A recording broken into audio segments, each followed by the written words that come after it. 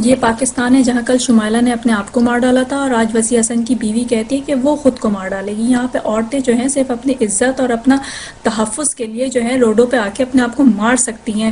یہ حکمران نہ ہم کو تحفظ دے رہے ہیں نہ ہم کو انصاف دلا سکتے ہیں، صرف اس وجہ سے کیونکہ یہ جو ہے دوسروں کے ہاتھوں بکے ہوئے ہیں، یا یہ وہ حکمران ہیں جو کہ جاگیردار ہیں، وڈیرے ہیں اور صنعت کار ہیں۔ یہ آ کے زبردستی ایوانوں میں جعلی ووٹ لے کے جعلی ڈگریاں دکھا کے جو ہے بیٹھ جاتے ہیں۔ ان کے گاؤں میں جا کے دیکھو غریبوں کا کیا حال ہے، انہوں نے غریبوں کو زنجیروں میں جکڑ کے رکھا ہوا ہوتا ہے۔ یہ جو ہے ان کو 2 وقت کی روٹی نہیں دے سکتے۔ یہ وہی غریب ہوتے ہیں نا جو سارا دن اور رات محنت کر کے ہم سب کے لیے اناج اگاتے ہیں، ہم سب کے لیے کھانا اگا رہے ہوتے ہیں، ہم سب کے لیے جو ہے محنت کر رہے ہوتے ہیں۔ یہ ان کو زنجیروں میں جکڑ کے رکھتے ہیں اور پھر زبردستی آ کے ایوانوں میں بیٹھ کے جو رہی صحیح قوم ہے اس کے اوپر جو ہے یہ راج کرتے ہیں، اپنی مرضی کے قانون بناتے ہیں، وہ قانون جن سے صرف ان کو فائدہ پہنچے، غریبوں کو سننے والا کوئی نہ ہو۔ اس قانون کو یہ آئین کا نام دے دیتے ہیں اور آئین کے ذریعے جو ہے یہ ہماری قسمتوں کو لے جا کے جہاں دل چاہتا ہے ڈبو دیتے ہیں، جس سمندر میں چاہتے ہیں ہم کو پھینک آتے ہیں۔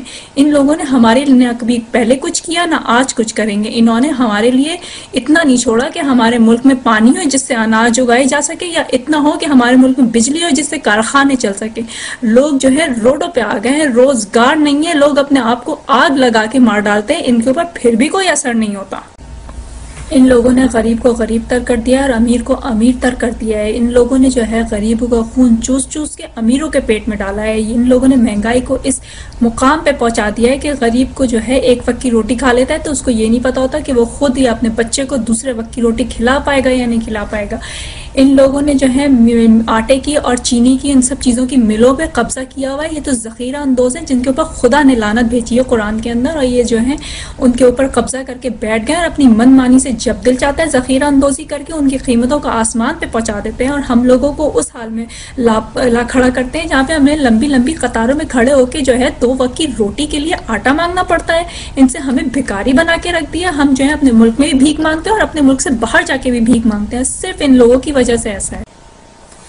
یہ ہم کو کیا تحفظ دیں گے؟ یہ تو خود 20-20 گارڈ لے کے چلتے ہیں روڈوں پہ، اور جس کا دل چاہتا ہے اس کے باوجود ان کو آ کے مار دیتا ہے۔ اسلام آباد کی روڈوں پہ یہ تو مار دیے جاتے ہیں، یہ ہمیں کیا تحفظ دیں گے؟ یہ ہماری حفاظت کر سکتے ہیں؟ آج جو ہے جب جس کا دل چاہتا ہے آ کے ہمارے درمیان پھٹ جاتا ہے، اپنے آپ کو پھاڑ دیتا ہے، اور ہم اس طرح 40-50 لوگ ایسے مر جاتے ہیں جیسے 40-50 کتے مر گئے، بلیاں مر گئی، جانوروں کو رون دیا گیا۔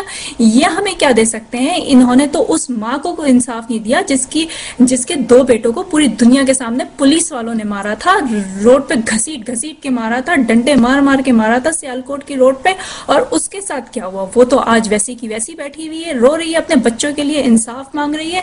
اور ان 5 عورتوں کا کیا ہوا جن کو دفن کر دیا تھا زندہ بلوچستان کی پہاڑیوں میں؟ اور ان 2 لڑکیوں کو، وہ 2 لڑکیاں کہاں گئی جنہیں کلفٹن میں جو ہے ریپ کیا گیا تھا، گینگ ریپ، اس کے بعد ان کا آج تک کچھ نہیں پتا چلا؟ ان کو انصاف دینے والا کوئی نہیں ہے۔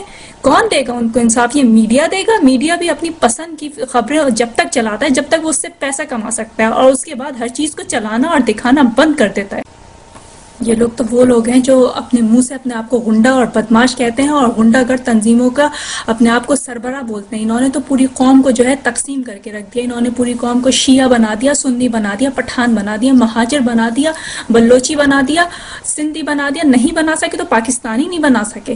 ان لوگوں نے آدھی قوم کو اس طرف دھکیل دیا کہ وہ اپنے آپ کو بم باندھ کے اپنے ہی بھائیوں کو مار رہے ہیں، اور آدھی قوم کو اس طرف دھکیل دیا جو کہ عیاشیوں میں اور شراب کے نشے میں جا کے پڑ گئے، اور ہمارے جو ہیں جوان جو ہیں وہ نشے کر کر کے جو ہیں اپنی زندگیاں برباد کر رہے ہیں۔ یہ لوگ جو ہیں اب ہمارے اوپر کوئی نبی نہیں آئے گا، نہ اللہ ہمارے اوپر کوئی مسیحا بھیجے گا۔ ہم لوگ کو خود نکل کے اپنی مدد آپ کے تحت جو ہے اپنا سسٹم صحیح کرنا ہوگا۔ ان لوگوں نے تو کرپشن کر کر کے ملک کو جو ہے کھوکھلا کر دیا۔ ملک تو 5 یا 10 دن کے اندر بینک رپٹ ہو جائے گا۔ ان لوگوں نے کیا کیا؟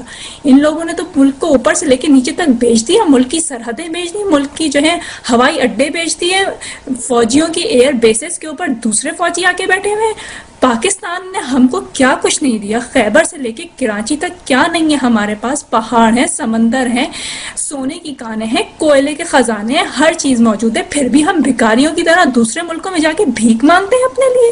ہم لوگ اس لیے لیے پیدا ہوئے تھے، قائد اعظم نے ہمیں اس لیے آزادی دلائی کی تھی کہ ہم جا کے غیر مسلموں کے آگے بھیک مانگے اور گھٹنے ٹیک کے بیٹھے رہیں، یا اپنے ملک چھوڑ چھوڑ کے باہر کے ملکوں میں جا کے بیٹھ جائیں؟